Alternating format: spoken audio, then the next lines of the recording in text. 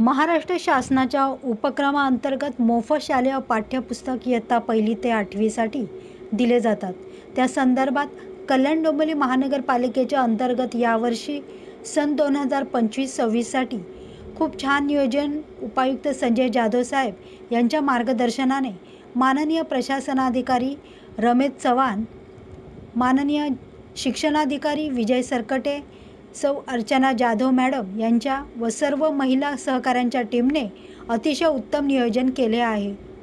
त्या संदर्भात महाराष्ट्र राज्य शिवछत्रपती शिक्षक संघटनेचे कोकण विभाग अध्यक्ष व महाराष्ट्र राज्य जवाहर बालभवन नियामक मंडळ सदस्य प्रशांत भामरे यांनी आज भेट दिली।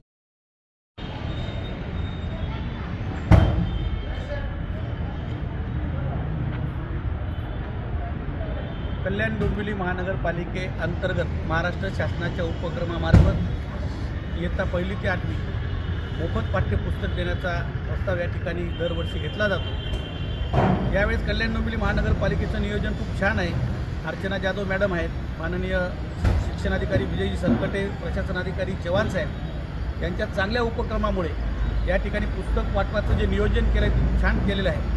मला वाटतं कल्याण डोंबिवली महानगरपालिकेमध्ये 4 लाख पुस्तकांचं वाटप या ठिकाणी केलं जातं।